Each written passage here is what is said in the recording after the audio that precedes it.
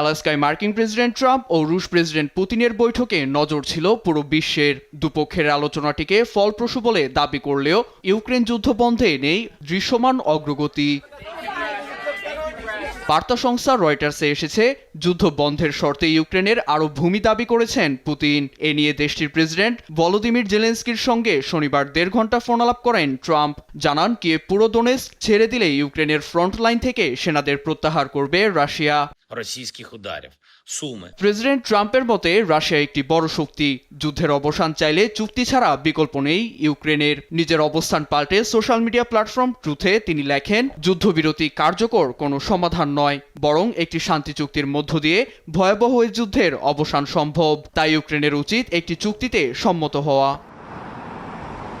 মার্কিন প্রেসিডেন্টের এই প্রস্তাব প্রত্যাখ্যান করে দেন ইউক্রেনের প্রেসিডেন্ট জেলেনস্কি। জানান, শিল্প সমৃদ্ধ 26,000 বর্গ কিলোমিটারের বৃহৎ অঞ্চলটি ছাড় দেবে না কিয়েভ। তবে ট্রাম্পকে ধন্যবাদ জানিয়ে সোমবার ওয়াশিংটনে আলোচনায় বসার কথা জানান তিনি।